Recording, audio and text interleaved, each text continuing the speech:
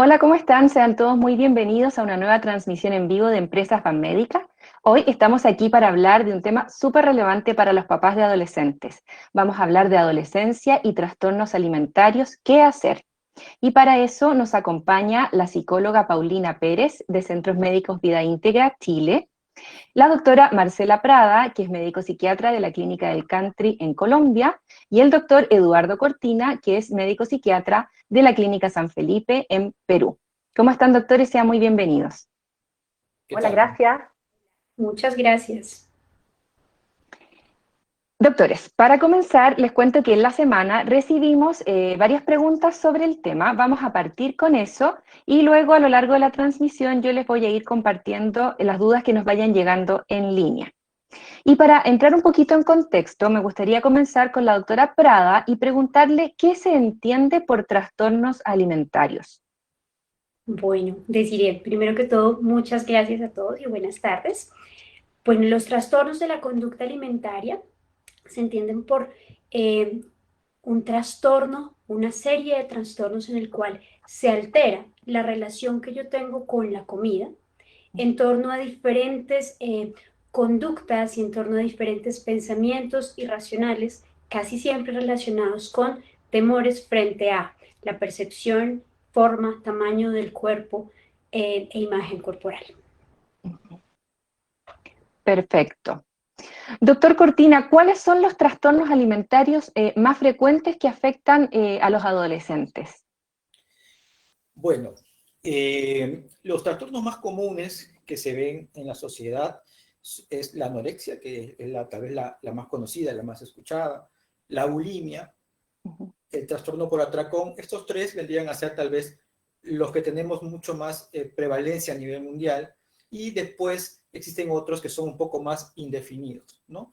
Los tres principales, que lo que acabo de mencionar, tal como dijo la doctora Prada, se caracterizan justamente por tener una alteración en la percepción que hay de uno mismo, hay cambios conductuales graves, y hay, lógicamente, una excesiva preocupación por lo que es la silueta y el peso, ¿no? Es importante entender que estos trastornos o estas enfermedades psiquiátricas no forman parte de un estilo de vida, que a veces mucha gente cree, sino forma parte justamente de un mal régimen nutricional y una deficiencia nutricional.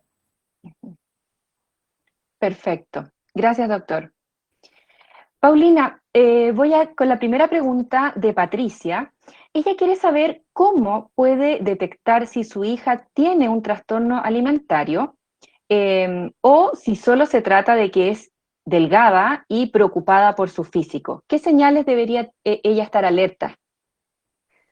Muy buena pregunta porque son las señales que uno va observando en un adolescente. No solamente uno como adolescente, en un caso de un paciente, tiene que observarse a sí mismo si le pasa algo, sino también tenemos no solamente los padres, sino amigos, tíos, profesores, que observar a un adolescente que les pueda estar pasando algo con un problema alimenticio. Hay ciertas observaciones que uno puede hacer, pero se nota más cuando la anorexia, en este caso, por ejemplo, es más grave y podemos observar delgadez absoluta, o sea, bastante extrema, los ojos un poco hundidos, la piel seca, los dientes a veces un poquito amarillos en el caso de que haya un tema de bulimia, de vómito autoprovocado. Y en ese caso uno puede observar de manera como más obvia estos prototipos, digamos, de gravedad. Pero en general hay muchos trastornos que son alimentarios que no se notan mucho en los adolescentes.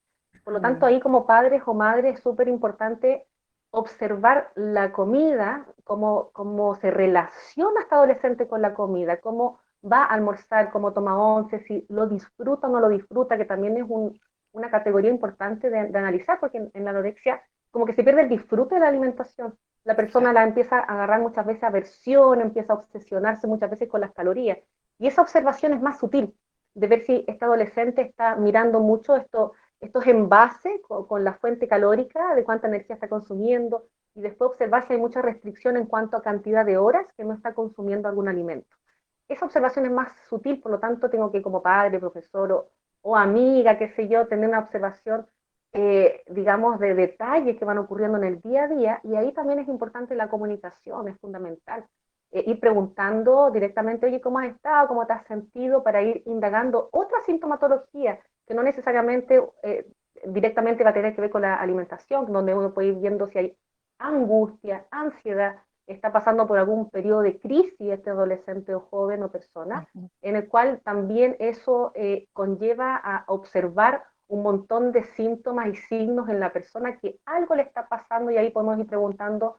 Primero genera un vínculo, esto es súper importante, especialmente en la anorexia, que es una de las patologías de trastornos alimentarios más comunes, porque en la anorexia pasa lo siguiente, que se vuelven un poquito, el que tiene anorexia, oposicionista, ya es como una cualidad de estructura en este tipo de patología, y también tienden a la negación de su problema alimentario, siempre lo van a negar, te van diciendo, no, lo que pasa es que estoy haciendo una dieta, no, lo que pasa es que vi algo súper interesante, no, lo que pasa es que me encanta la ensalada, y te lo va a negar. Por lo tanto, llegar y preguntar no nos va a servir de mucho, y lo niegan y no lo colocan como problema en la mesa. Por lo tanto, tengo que generar un vínculo con este joven, y eso es difícil para los padres, para el profesor, cómo me acerco a él, generar un vínculo, y después de ese vínculo que tiene que ver con escucharlos, el vínculo, pongamos 3 factores como básicos de generar un vínculo, que es mirarnos a los ojos cuando yo estoy conversando, o este joven me va a hablar a mí de sus cosas, de sus asuntos, lo miro a los ojos, porque hoy en día miramos, digamos, el celular cuando hacemos vínculos, es un ejemplo, entonces no es algo tan obvio de poder conversarlo. Lo segundo es conversar, preguntar cómo estás, cómo estás en relación a la comida. Luego de generar el vínculo voy preguntando, digamos, directamente este tema, porque ya tengo el vínculo, entre comillas, un poco ganado, y en una instancia de relajación. Jamás poder observar o preguntar presionando a esta adolescente. ¿A ti te pasa algo? ¿Te veo muy delgado o muy gordita? ¿Algo te está ocurriendo? Dime qué es. Si presiono, el adolescente va a poner una muralla, en negación no va a responder, y además en esa presión es muy fácil que la patología empeore. Gracias, Paulina. Doctora Prada, nos están llegando las primeras preguntas en vivo. Macarena de Chile quiere saber si la obesidad también se considera un trastorno alimentario. Bueno, bien. Antes de contestar esta pregunta, Desiree, a mí me gustaría complementar un poco lo que nos hablaba Paulina respecto a cómo una mamá o un papá se puede dar cuenta o puede empezar a sospechar que su hijo tiene un trastorno de alimentación. Y creo que un punto muy importante acá es la preocupación excesiva, la preocupación irracional un poco por la imagen corporal, por el peso, ¿cierto? Entonces, digamos que estamos en una era donde las palabras saludable, fit, vienen siendo parte como de este día a día, ¿cierto? Y como que entramos en estos estilos de vida encasillados en esto. Entonces, dentro de esa preocupación grande, muchas veces notamos que nuestros adolescentes empiezan a cambiar su alimentación en torno a esto fit, a esto saludable. Entonces empiezo con restricciones alimenticias. Entonces vienen estos mitos en torno a la comida. No, las carnes retrasan demasiado el metabolismo, entonces empiezo a restringir las carnes, voy a preferir las proteínas de tipo vegetal. Los lácteos generan bastante distensión abdominal, entonces empiezo también a restringir los lácteos. Cosas como, ¿sabes? Hemos escuchado algunas cosas respecto a utilizar combinaciones en ayuno, como por ejemplo vinagre, limón y demás, ¿cierto? Como preocupaciones en donde tú dices, bueno, ¿por qué quieres estas cosas? ¿Por qué quieres estos cambios en tu alimentación? ¿Sí? Que son cambios drásticos, importantes, que quizás uno no los ve tan gigantes, tan importantes, porque uno dice, bueno, sí, pero todo el mundo está tomando agua con limón al desayuno, ¿no? Finalmente tú sigues un influencer y esto muchas veces es lo que te da, ¿sí? Pero si empezamos a ser muy sensibles con esto, podemos empezar a sospechar un trastorno de la alimentación. Ahora, por supuesto, la pérdida de peso, ¿cierto? Una pérdida de peso grande en muy poco tiempo nos hace sospechar de un trastorno de alimentación en relación a toda esta parte restrictiva, ¿sí? Ahora, con esto quiero aclarar que no tenemos que ver a nuestros pacientes en los huesos para pensar que hay un trastorno de la alimentación. Los simples cambios abruptos en el peso, para arriba o para abajo, nos podrían hacer sospechar de esto. Y con respecto a la pregunta que tú nos haces, que Macarena nos hace, ¿verdad? Sí. De si la obesidad podría estar dentro del grupo de los trastornos de alimentación. Digamos que sí y no. La obesidad hace parte de un cajón un poco diferente a lo que vienen siendo los trastornos de alimentación, porque usualmente en los trastornos de alimentación lo que vemos es una preocupación exagerada, irracional por el peso. La obesidad conlleva otra serie de factores que sí están en común con la relación con la comida, con la modulación emocional que ejerce la comida, pero no per se hace parte de ese grupo grande de trastornos de alimentación. Gracias, doctora. Doctor Cortina, de Perú, Fiorella nos pregunta, ¿qué hace si descubre que su hijo tiene un problema alimentario, un trastorno alimentario, y cómo lo podría convencer de acercarse a recibir ayuda psicológica? ¿Cómo debe actuar un padre que descubre esto? Bueno, es una pregunta muy importante porque creo que es la parte más difícil del manejo de un paciente, de una persona que se sospecha o que padece un trastorno de la conducta alimentaria. Idealmente siempre es bueno que la evaluación sea por un personal médico, por un psiquiatra, en este caso creo que es la persona idónea, para poder justamente armar y orientar y derivar en caso se necesite de armar todo el equipo terapéutico. El trastorno de la conducta alimentaria es uno de los trastornos en psiquiatría, en psicología, que requiere un equipo multidisciplinario o interdisciplinario, dependiendo del lugar de trabajo, porque no solamente se puede sostener con un solo profesional. Un poco la etapa en la cual se presenta este trastorno tal vez dificulta el inicio de una consulta, el inicio de un tratamiento. Entendemos que esos trastornos, mayormente el corte es entre los 10 años y los 30, pero si reducimos un poco más, la gran población que tenemos de pacientes, de personas que padecen este trastorno, estamos hablando entre chicos de 13 años, 18, 19 años, y es la etapa justamente de la adolescencia, que es la etapa más vulnerable. Es una etapa en la cual la persona tiene cambios bruscos físicos, debe ser una de las etapas más rápidas de desarrollo, descontando la etapa de la lactancia, la etapa del primer año de vida, es la etapa en la cual el ser humano tiene cambios físicos más bruscos y obviamente hay una insatisfacción en muchos de los casos de los jóvenes con los cambios físicos y hay muchas presiones sociales. Entonces, esto hace que se despierte, se reactive este trastorno a personas que tienen esta predisposición y eso tal vez lo que impide un poco que el joven acepte una consulta por pensar que no tiene un problema, ¿no? En este caso, el manejo debe ser por un especialista, debe ser por un psiquiatra o un psicólogo y deben formar un equipo. La parte del convencimiento, la parte de orientar a un joven, me parece que tiene que ver más por el lado familiar. A veces se pide que participe mucho la familia o amigos incluso que puedan hacerle notar, ver el problema y que puedan llevarlo, orientarlo, insistirle a tener una consulta. A veces la primera consulta con el especialista no se inicia un tratamiento, pero sí se hace un estudio de cuál es el entorno, porque muchos de estos pacientes también tienen comorbilidades importantes, como problemas depresivos, problemas de ansiedad, problemas en la conducta, en la personalidad, y problemas incluso familiares que hacen que estos trastornos aparezcan. Gracias, doctor. Paulina, Juan nos dice que su hija de 13 años tiene un poco de sobrepeso, pero no le importa. Y a él le preocupa cómo hacer que ella se dé cuenta de que debería cuidarse porque en un par de años más, él dice, ya no le va a dar lo mismo. Aquí el que está preocupado del peso de su hija es él. ¿Qué pasa ahí? ¿Cómo establecemos una relación con el peso que no se transforme en algo patológico? Porque también de repente uno como papá le da susto decirle al hijo y generarle un trastorno alimentario a raíz de ese comentario.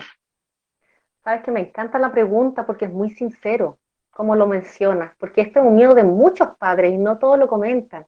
Entonces, esto de abrirse y hacer una pregunta muy sincera habla también de que no, los padres y madres no somos perfectos y tenemos dudas y tenemos miedo sobre nuestros hijos y eso es súper válido. Entonces, es algo es algo bonito que te pregunten esto. Ahora, hay algo importante acá, que uno como padre o madre vamos viendo lo que es el peso, lo que es la salud, que es importante para mi hijo, según mi perspectiva, según mi percepción, mi experiencia también y mi madurez, ¿ya? Porque hemos alcanzado otros índices de responsabilización sobre ciertas cosas.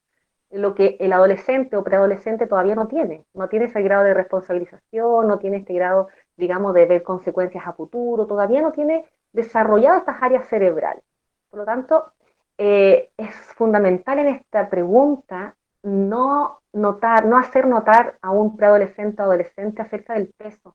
No se conversa mucho del peso, del mucho peso, bajo peso. No es que no sea tema para el adolescente, sino más bien, oye, mira, traje comida rica, súper saludable, yo me enteré como papá o mamá que esto tiene harta proteína, vitamina, etcétera, y yo puedo mostrarle porque uno como padre va modelando, somos ejemplos. Exacto. Entonces yo puedo traer a la mesa, en vez de comprar comida chatarra el fin de semana, puedo traer a la mesa comida saludable y compartimos en familia de una forma grata. ¿Por qué? Porque voy asociando la comida, el alimento, a una situación grata y de calma, y eso hace que el niño, niña, adolescente también vaya comiendo, disfrutando, porque en el disfrute también vamos teniendo más moderación con lo que vamos a comer. Y así yo lo voy como demostrando a mis hijos o enseñando, pero jamás mencionar, estás gordita, estás flaquita, muy alto, o tus orejitas muy grandes, o tu diente muy grande. Jamás mencionar al adolescente o al preadolescente acerca del cuerpo, porque ahí lo hacemos más vulnerable. Ellos son vulnerables en cuanto a la opinión externa, ya están en una etapa de mucha susceptibilidad. A lo que me digan, yo lo voy creyendo o lo voy a sospechar y me va a dar un poco de inseguridad. Por lo tanto, no hay que dar indicaciones de que su cuerpo nos dice algo. Lo importante en un adolescente, como les dije, la educación es por al lado, sin ir directamente, y siempre reforzar la autoestima, sea como sea su cuerpito.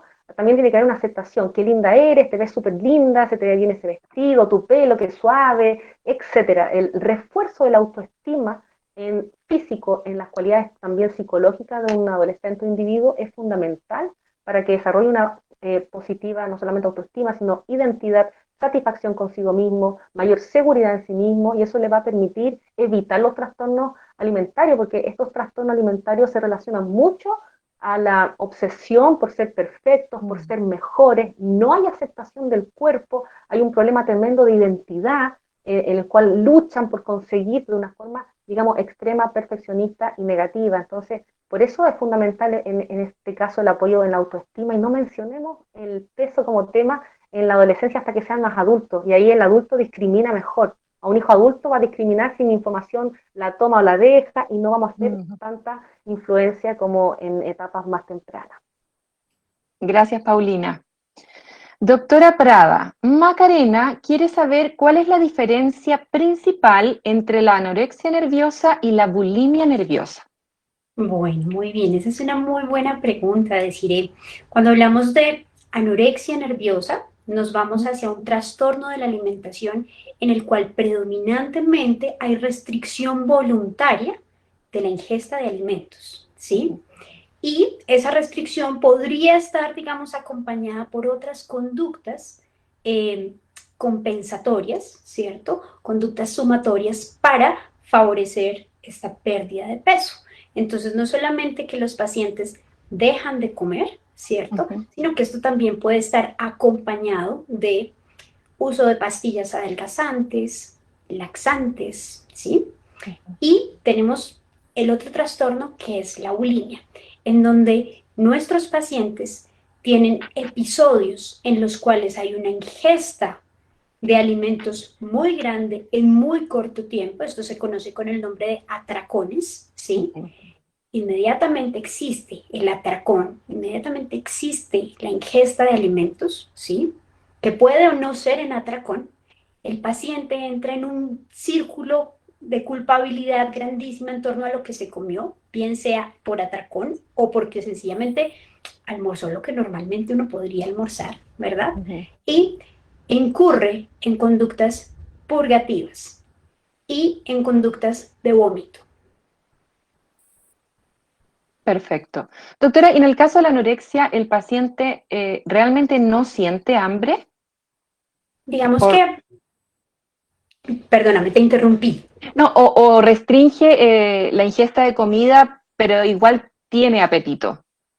Digamos que cuando hablamos de los trastornos de alimentación tendríamos que hablar de que hay una alteración un poco a nivel del sistema de recompensa.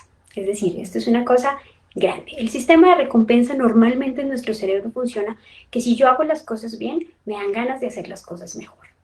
Nuestros pacientes que tienen un trastorno de la alimentación, un trastorno tipo anorexia, el sistema de recompensa funciona un poco diferente. La comida se vuelve un estímulo totalmente aversivo. Entonces, yo puedo inicialmente tener hambre, pero mi cabeza está diciendo, no te lo comas, vas a hacerte mal, ¿sí? Y vas a hacerte mal porque vas a aumentar de peso. Entonces, eso hace que yo limite, restrinja de una manera un poco más efectiva los alimentos. Pero además,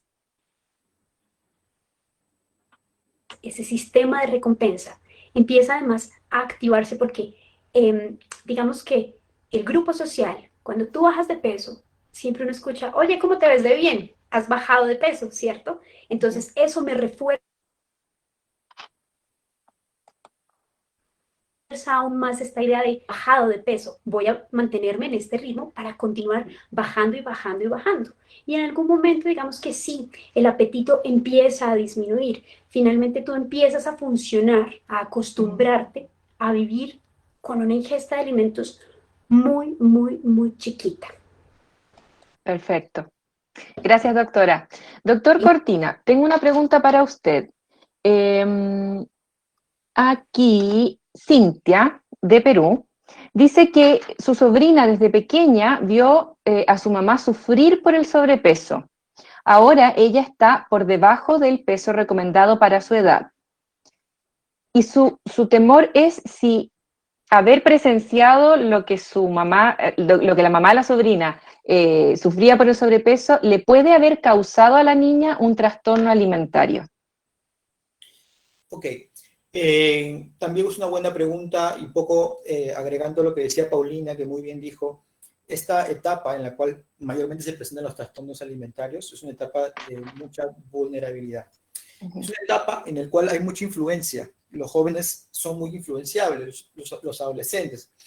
Entonces, por ejemplo, para poder responder también esta pregunta, es la etapa en la cual los jóvenes empiezan a fumar, empiezan a ingerir alcohol, empiezan a tener sus primeras experiencias sexuales. Entonces, hay una serie de presiones sociales en el cual el adolescente tiende a ser muy vulnerable y suele caer, dependiendo del entorno en el cual se maneja, suele aceptar muchas de las cosas que empiezan a iniciarse en esa etapa y pueden tener influencias negativas en muchos de los casos, ¿no?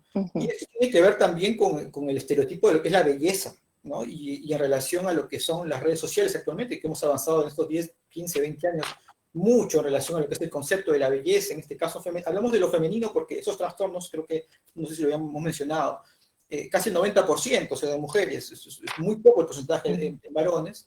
Entonces, este tema de la belleza hace que también sea un impacto, una presión mayor en un adolescente que obviamente realiza una serie de comparaciones. Entonces, hago esta pequeña introducción para hablar del gran poder de lo que tiene la influencia del entorno en el adolescente. ¿Por qué? Porque son influencias que pueden resultar siendo negativas, pero también puede haber la influencia positiva que justamente viene de casa, que es la de los padres, en cómo refuerzan el tema, justo lo que muy bien decía Paulina, ¿no? Toda la parte positiva física de sus hijos o de habilidades de sus hijos que le permita tener fortalezas que contrarresten las influencias negativas del entorno. Esto un poco agregando lo que decía Paulina. Y sobre la pregunta que hacen, pues en psiquiatría en general, en psicología en general, la mayoría de trastornos, la mayoría de problemas son de causa multifactorial.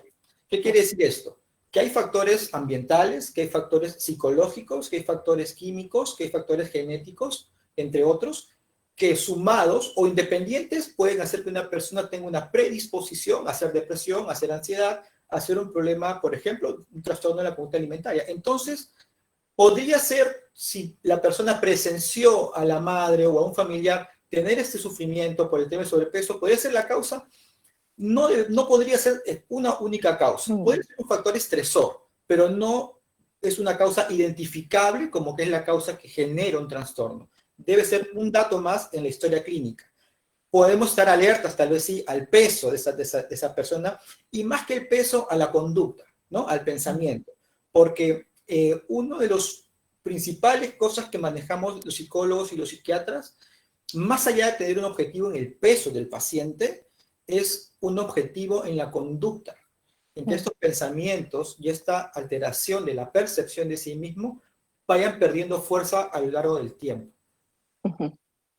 Doctor, ¿y es común que los trastornos alimentarios se den asociados a otro trastorno psiquiátrico, por ejemplo, a una depresión eh, o a otra condición psiquiátrica? Por supuesto, normalmente, y justo ahí tal vez respondo la segunda pregunta, ¿no? A veces una forma de poder entrar a la consulta con el psiquiatra o con el psicólogo es abordar tal vez otros temas que no tengan que ver con la parte de la alimentación. Porque a veces la persona, el joven o el adolescente, está teniendo problemas en su estado de ánimo, ¿no? Entonces, por ahí uno puede entrar a que la persona ingrese a una consulta, que pueda pedir una ayuda, porque uno se orienta, busca por ahí si existe una alteración del estado de ánimo, una depresión, como bien mencionabas, o un trastorno de ansiedad, y por ese lado uno puede ingresar y después poder abordar la parte de la conducta alimentaria. Entonces la respuesta sería que sí, hay comorbilidades, y de las más comunes son la depresión y la ansiedad, que hay que encontrarlas dentro de la consulta, porque mejorando muchas de estas cosas también hay una buena evolución en relación a la conducta alimentaria. Gracias, doctor. Paulina, de nuevo quiero preguntarte a ti. Aquí, Karen, hablando nuevamente de cómo enfrentamos el tema del peso con los hijos, y sobre todo en esta etapa de la adolescencia, Karen quiere saber si es necesario hablar con los hijos respecto a la existencia de los trastornos alimentarios para que justamente los niños no tengan los trastornos. Súper buena pregunta, Karen. Quiero sumarme, antes de responder a Karen, a lo que estaban conversando los doctores con respecto a la anorexia. A mí me pasa que la anorexia que más comúnmente me toca ver es de tipo anorexia como en remisión parcial, en donde quiere decir que la extrema delgadez no se ve, no hay una baja de peso tan notoria o tan drástica, pero sí está el miedo a engordar y sí está muchas veces la distorsión de la imagen corporal, en donde yo veo en mi espejo a mi cuerpo más gordo de lo que realmente es, o empiezo a tener una obsesión con las imperfecciones, con las marcas, con las cicatrices, con ciertos lunares, con que hay espinillas o hay exceso de grasita en alguna zona, entonces empiezan a obsesionar con esa zona. Y hay una forma de lidiar también, que para mencionarla y que no se nos olvide porque no se nota, que es el ejercicio físico en exceso, además del vómito, además, digamos, de laxante, de sustancias donde yo devuelva la comida. A veces la compensación se realiza con el exceso de ejercicio aeróbico, calórico, digamos. Entonces también hay que tener ojo ahí, donde uno dice, mira, qué deportista, se ve súper bien, pero también hay que tener cuidado en cómo eso puede llegar a ser una anorexia, digamos, no más grave que otras, pero siempre hay que considerarlo como un problema que hay que tratarlo con la importancia que merece, ¿ya? Y en cuanto a las causales, algo sumamente importante, que como decía acá el doctor, también todo esto es multifactorial, ¿cierto? En los estudios se ha demostrado mucho el tema de las madres controladoras sobre los hijos o hijas que padecen de anorexia, controladoras en el sentido de hay protección, ciertos cuidados de la madre o padre, pero el control se ejerce en cómo tienes que comer, es que así no se lavan los dientes, es que estudia de esta manera, es que no puedes sacarte un 5, tiene que ser mayor nota. Empiezo a controlar al hijo en diferentes áreas de su desenvolvimiento como persona. Por lo tanto, una de las maneras que se habla del niño poder ser el mismo y poder luchar con tener su propia identidad, a veces se refleja en esta oposición a los padres y empiezan a tener problemas alimentarios. Y en cuanto a lo que preguntaba Karen, si puedo o no hablar con mis hijos con respecto a los tipos de trastorno, eso sí se puede hacer porque tiene que ver con la educación. Como comenté delante, idealmente no hablar de tu cuerpo tiene un defecto, no mencionarlo, que no sea tema, porque cada uno tiene sus cualidades y la autoestima tiene que ver con la aceptación de cómo yo soy, mis genes, etcétera. Entonces, en la educación de un hijo, hablar de trastorno, hablar de ansiedad, hablar de trastorno alimentario, también puede ser bastante relevante porque así el hijo puede actuar, digamos, o tomar conciencia, y la toma de conciencia o el conocimiento siempre nos hace crecer como personas. Por lo tanto, eso no está de más y es fundamental. Y si quiero hablar del trastorno alimentario, también puedo mencionar ansiedades, depresiones.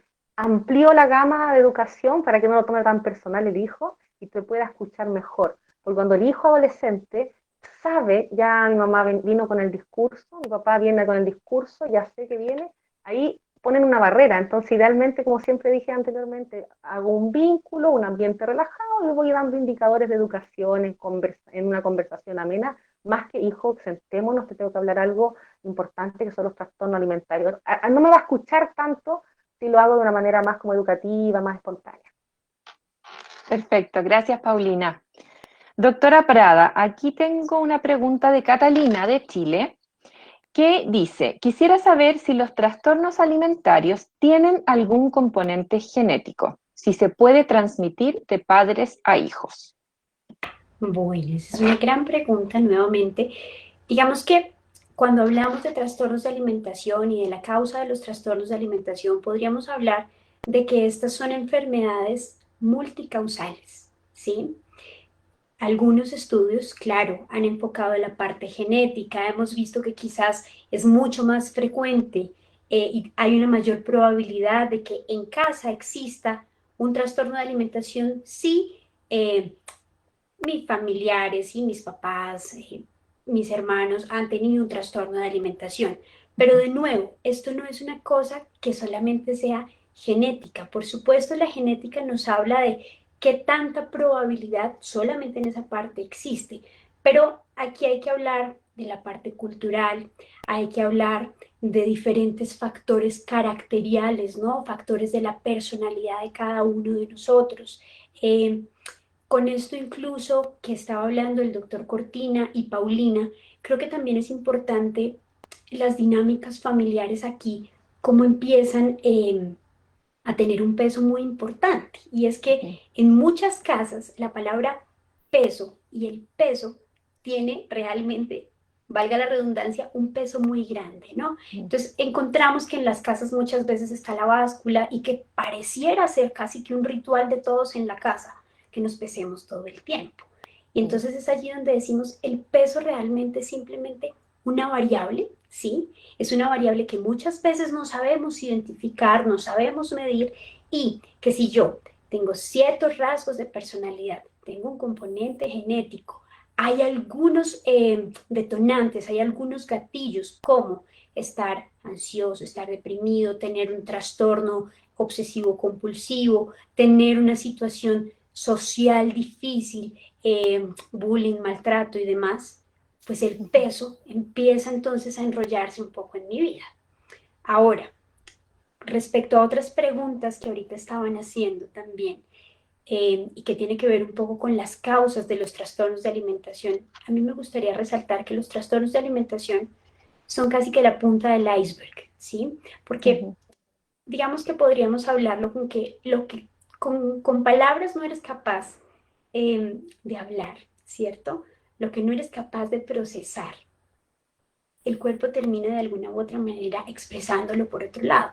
Y parte de estas expresiones de estoy deprimido, estoy ansioso, tengo rumiación de ideas que no me dejan estar tranquilo, es la aparición de estos trastornos de alimentación, que si bien, además, y creo que también es un concepto importante a quedar, si bien la adolescencia es quizás la etapa de mayor vulnerabilidad y en donde encontramos más frecuentemente estas enfermedades, los trastornos de alimentación, digamos que no distinguen ni sexo, ni raza, ni etnia, ni estrato social, edad, nada. Encontramos trastornos, como les digo, más frecuentemente en la adolescencia, pero también en la etapa adulta encontramos trastornos de alimentación. Gracias, doctora. Doctor Cortina, Claudia quiere saber en qué consiste el tratamiento de un trastorno alimentario en la adolescencia y de qué manera deben apoyar los padres durante este tratamiento. Bueno, tal vez el tratamiento sea lo que hasta el día de hoy, en general, en estos trastornos todavía se sigue avanzando. En psiquiatría, en psicología, de hecho, los trastornos de la conducta alimentaria deben ser una de las cosas que no están tan estudiadas hasta la fecha. Ha habido estudios, hay reportes siempre, pero no hay todavía mucha investigación en relación a esto y muy escaso en relación a los tratamientos. Es decir, existe literatura, hay formación, pero sigue siendo todavía escasa. Debe haber mucho más investigación al respecto. El tratamiento, como lo dije hace un momento, tiene que ser de varias disciplinas. En este campo, sobre todo en esta área, creo que toma mucha importancia, creo yo, incluso protagonismo, la parte psicoterapéutica. Lo que es el trastorno de la conducta alimentaria, incluso se ha visto que el tratamiento psicoterapéutico, dada justamente por los psicólogos o también por algunos psiquiatras, es pieza fundamental, porque muy bien decía Paulina y la doctora Prada también, que tiene mucho que ver la parte biográfica, tiene mucho que ver la parte del entorno en el cual crece la persona. Entonces, abordar temas del pasado, abordar temas de la convivencia, son prácticamente claves para el tratamiento, que va obviamente acompañado de un tratamiento psiquiátrico. En muchos de los casos, o en varios casos, podría ser farmacológico. Hay poca evidencia de qué medicamentos son los idóneos para este tipo de trastornos. Normalmente uno suele dar, por ejemplo, antidepresivos, por ejemplo, antipsicóticos o algún estabilizador del ánimo, pero siguen siendo manejos muy sintomáticos. No hay tanta evidencia aún de que el tratamiento farmacológico sea del todo positivo y no se tiene que aplicar a todos los casos en general. Hay muchos pacientes que tienen trastornos de la conducta alimentaria que no requieren medicación y que únicamente requieren un acompañamiento y una supervisión. Además de un abordaje psicoterapéutico, así como psiquiátrico, tiene que haber un manejo también por parte de médicos, como por ejemplo cardiólogo, endocrino, porque tiene que haber un control metabólico de cuánto es lo que está perjudicando el trastorno en el paciente. Y también se tiene que hacer una orientación familiar. Normalmente, y seguro Paulina tal vez va a explayar un poco más, estos pacientes tienen normalmente algún problema o una disfuncionalidad familiar, ¿no? Entonces, y hay que ayudarlos a que las familias a veces disfuncionales justamente se puedan unir, buscando que el paciente, que la persona que está padeciendo pueda superarlo. Es importante entender que el trastorno de la conducta alimentaria no es una enfermedad psiquiátrica, es importante entender que uno la trata de forma rápida, es un concepto que la psicología, que uno la trata de forma rápida, que tenemos que comenzar. El trastorno de la conducta alimentaria es un trabajo de larga aliento, que tiene que comenzar, que tiene una evolución torpia y que después puede tener una evolución favorable, pero la familia tiene que entender con el paciente de que es un trabajo que puede tomar meses, incluso años, hasta que la persona pueda recuperar poco a poco su peso y su funcionalidad. Gracias, doctor. Paulina, Angie de Colombia dice que conoce a una niña de 11 años que no come nunca y que en varias reuniones la niña ha botado la comida y que sus papás se lo permiten en medio de su desesperación. ¿Qué podrían hacer estos papás? ¿Qué es recomendable desde la psicología? ¿Cómo abordar a esta niña? Dice que la llevaron a una nutricionista, pero la niña no sigue la dieta y dice que no le gusta la comida. Ahí habría que observar qué trastorno alimentario es, si es que estamos enfrentando una anorexia o también uno que se llama trastorno por evitación, en donde hay niños, especialmente niños, que también puede ser en otras edades, desde el DSM-5 ya no hay una división tanto de etaria. Entonces podemos encontrar en este trastorno por evitación la aversión a la comida, no tengo ganas de comer, no hay tanto apetito, no hay un disfrute, entonces habría que observar cuál diagnóstico estamos enfrentando acá. Los padres, por la desesperación, están actuando, digamos, a favor de lo que la niña quiere, muy parecido a lo que sucede con las pataletas. El niño hace una pataleta, el padre accede, digamos, a la petición del menor. En este caso, ¿cómo podemos abordarlo desde la psicología? Primero, como estaba hablando acá los doctores también, Hay un importante trabajo, especialmente cuando estamos hablando de menores de edad, el trabajo familiar por eso es fundamental, porque los papás tienen que estar al tanto y son responsables de guiar a sus hijos hacia la adultez, hacia su independencia, hasta que estos hijos puedan, digamos, valerse por sí mismos. Entonces tienen que ser partícipes de los tratamientos. Entre más chiquititos, más partícipes son los padres. Acá hay que hacer una evaluación psicológica y hay que hacer también una educación a los padres con respecto a que estamos hablando de un trastorno y que al permitirle a la niña hacer este tipo de conducta es validar que esta conducta continúe. Es decir, la estoy dejando que siga siendo así, estoy reforzando una conducta que no le hace bien a la niña. Es una conducta destructiva porque estamos hablando de algo que de la gravedad de un trastorno alimentario puede llegar a la mortalidad. La mortalidad tiene un porcentaje no menor a nivel mundial en cuanto a este tipo de trastornos. Por lo tanto, es algo que hay que tener una educación para que las personas le tomen el peso. Muchas veces caemos en la negación, las familias no creo que sea tan terrible, bueno, será una etapa, y finalmente eso hay que considerarlo, digamos, importante y ahí educarlo. Desde la psicoterapia hay que hacer una evaluación siempre del hijo o adolescente, de qué es lo que le está pasando a nivel psicológico, emocional, qué está pasando en todas sus áreas. Como estamos hablando que aquí hay un tema multifactorial, hay que estar evaluando los genes. Entonces se pregunta antecedente de algún trastorno alimentario en la familia. También hay que estar averiguando cómo se lleva en el colegio, cómo lo pasa con su grupo de pares, si acaso hay bullying o no hay bullying. Muchas veces cuando son chicos pueden estar representando, digamos, una violencia que están teniendo detrás, o sea, la manifiestan de otra manera. Como decía la doctora, a veces entre más chiquitos menos hablamos lo que les pasa, por lo tanto lo manifiestan con otro tipo de conducta desadaptativa, en este caso de trastorno.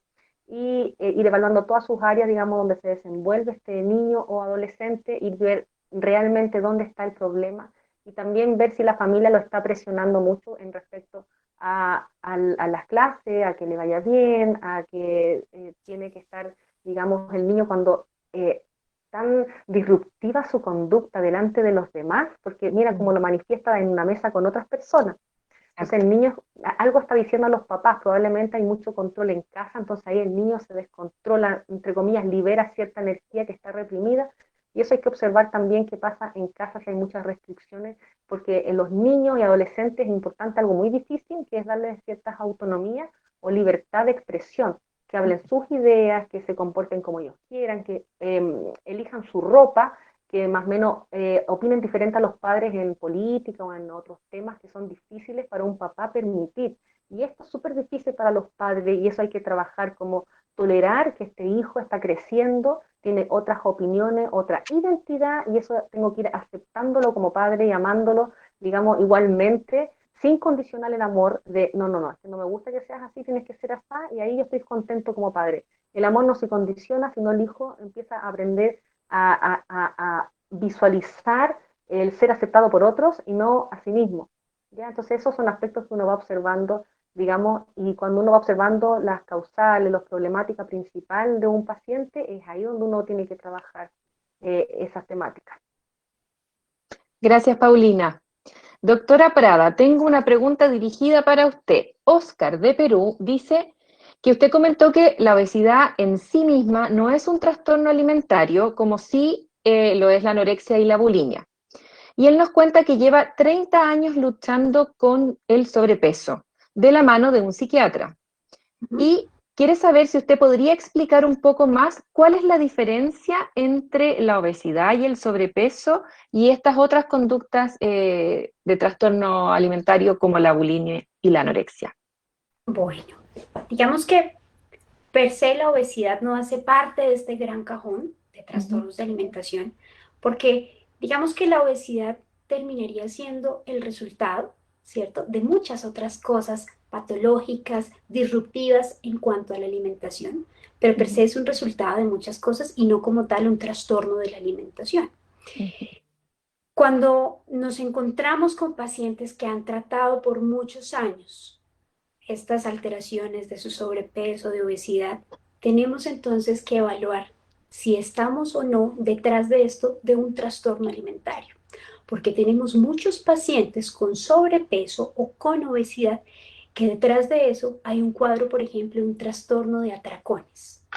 Es decir, un trastorno por atracones es un trastorno en el cual los pacientes por momentos, de nuevo les explico, consumen una cantidad de alimentos muy grande, casi siempre alimentos con una densidad calórica muy alta, ¿sí? En muy poco tiempo. Y esto lo hacen como parte de mediación de sus emociones, ¿sí? Para una obesidad, digamos, tendríamos que hablar de cosas metabólicas, de si hay comorbilidad con diabetes, con otras enfermedades, ¿sí? Pero de nuevo resalto, es importante ver, esta obesidad es un resultado de qué, ¿sí? Es un resultado de otras patologías no psiquiátricas que yo tengo, o si es el resultado de una patología psiquiátrica como lo viene siendo un trastorno por atracones. Porque si nosotros no mediamos ese trastorno por atracones, por supuesto, vamos a continuar en rango o de sobrepeso o de obesidad, ¿sí?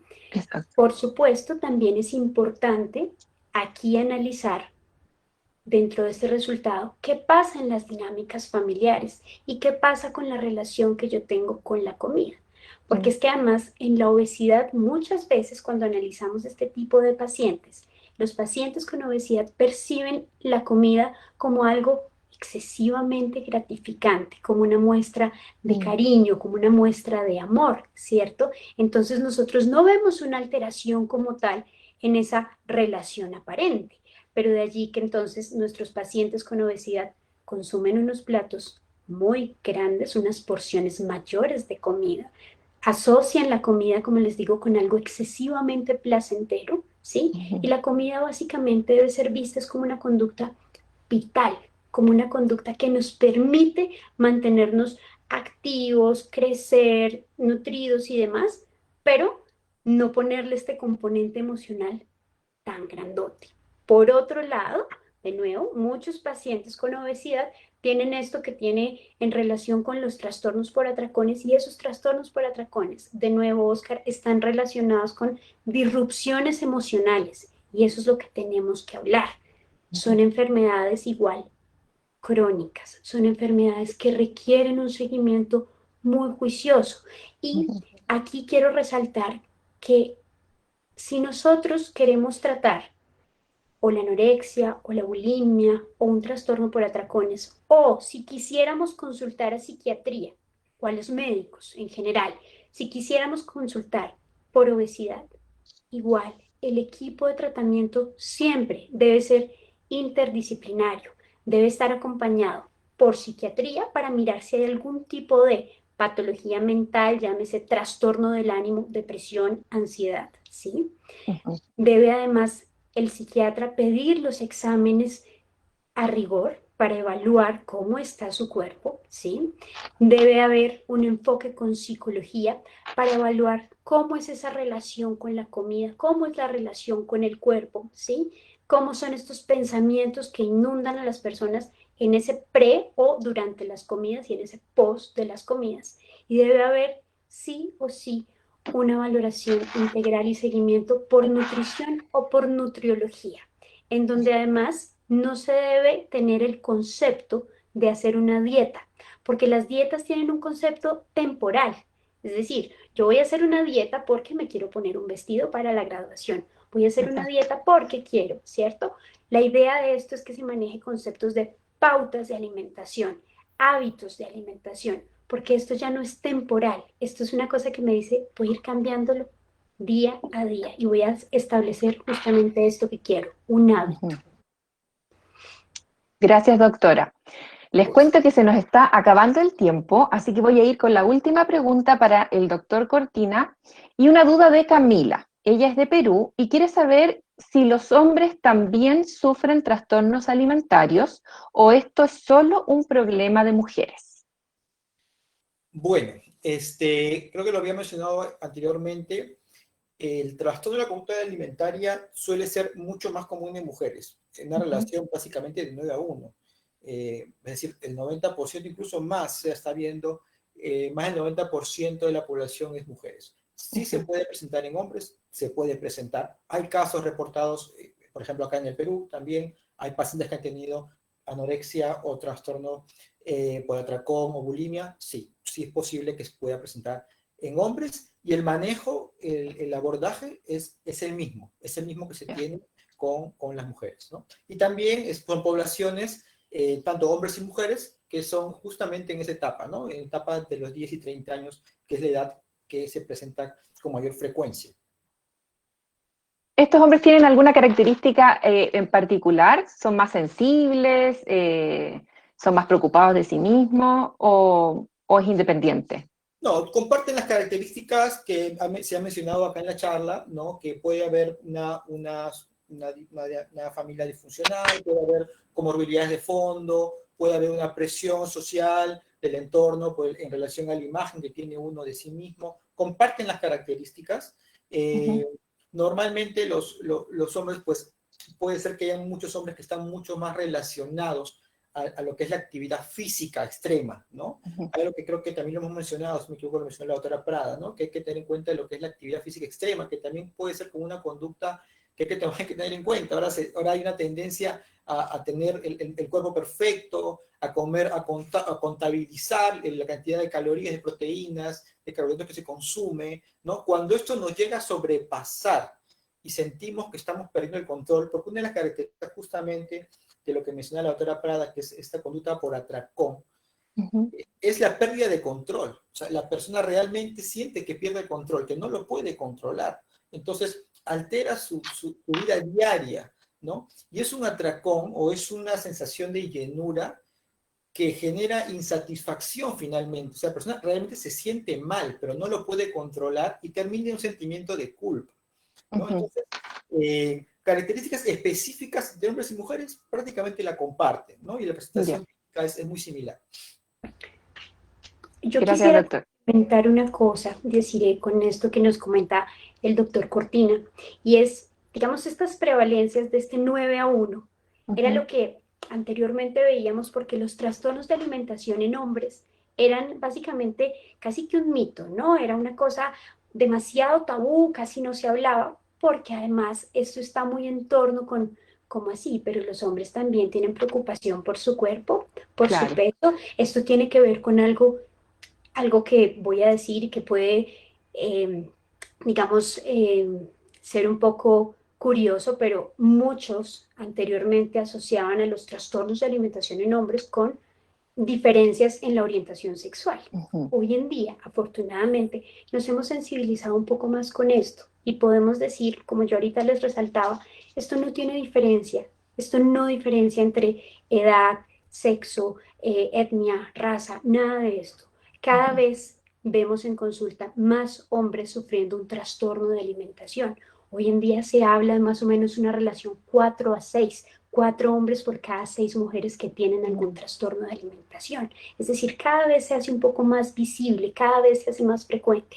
Y en ellos, igual, las características son similares a las que encontramos en población femenina. Lo que pasa es que no consultan tanto, tienen mucho temor por todo esto que les cuento de lo que está enmarcado dentro de los trastornos de alimentación para hombres. Pero es algo que pasa y nuestros hombres también requieren entonces de un tratamiento y de un seguimiento. Doctora, y muy cortito, pero aquí llegó recién una pregunta de David de Colombia, que quiere saber cómo es el pronóstico a largo plazo de la anorexia, del tratamiento. Bueno, digamos que los pronósticos son bien curiosos. Vamos a hablar de que los trastornos de alimentación y puntualmente la anorexia, debido a la inanición y debido a las comorbilidades que genera la anorexia, comorbilidades a nivel cardiovascular, arritmias, alteraciones además en densidad ósea, osteoporosis, bueno, todo esto generan una comorbilidad muy grande y eso nos genera un alto riesgo de morbimortalidad. De hecho, podríamos decir que la anorexia es quizás una de las enfermedades mentales con la mayor mortalidad registrada, justamente por todo esto que está al lado. Entonces, esto hace parte del pronóstico. Entre más rápido podamos intervenir, vamos a tener, digamos, una respuesta quizás un poco más rápida de los pacientes, pero esto no quiere decir que se van a curar más rápido, ¿sí?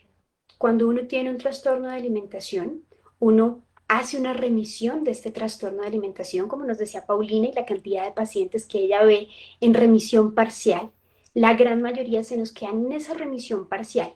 Explico rápido esto, que es una remisión parcial. puede que yo en este momento ya no esté haciendo síntomas de alimentación, puede que en este momento yo ya no me esté restringiendo, puede que en este momento yo ya no esté vomitando, utilizando laxantes, pastillas adelgazantes o haciendo ejercicio compensatorio. Puede que eso no pase, pero hay síntomas que me pueden acompañar y que pueden generar que mis altibajos emocionales estén todavía. Ejemplo, no sé, la distorsión corporal puede ser un síntoma que persista en el tiempo, es decir, que yo aún tenga muchas dificultades para aceptar mi cuerpo y mi corporalidad y además tenga alteraciones en cómo me percibo, totalmente diferente a lo que es la forma y el tamaño de mi cuerpo. Entonces, con esto nos habla de que estos factores que todavía persisten acá van a generar de pronto, ¿cómo les digo yo? Como ese riesgo de siempre de algo más puede volver a generar que yo incursione en síntomas de alimentación. De allí que los seguimientos sean a tan largo plazo y siempre acompañados por todo el equipo multidisciplinario. Muchas gracias, doctora. Nos quedamos sin tiempo, así que les agradezco mucho, doctora Prada, doctor Cortina, Paulina, por habernos acompañado hoy día y haber respondido de forma tan clara las preguntas de nuestros espectadores. Muchas gracias por habernos acompañado. Gracias a ti, gracias a todos. Y bueno, a ustedes que nos están mirando todavía, antes de que nos vayamos, los dejo súper invitados para el próximo jueves a una nueva transmisión en vivo. Les recuerdo que estas transmisiones son gratuitas, que nunca les vamos a pedir ni una clave de acceso, ni un número de tarjeta de crédito. Y para que se enteren de qué vamos a hablar, estén atentos a nuestras redes sociales. Cuídense mucho y disfruten el fin de semana que ya viene. Que estén muy bien. Chao. Chao, chao.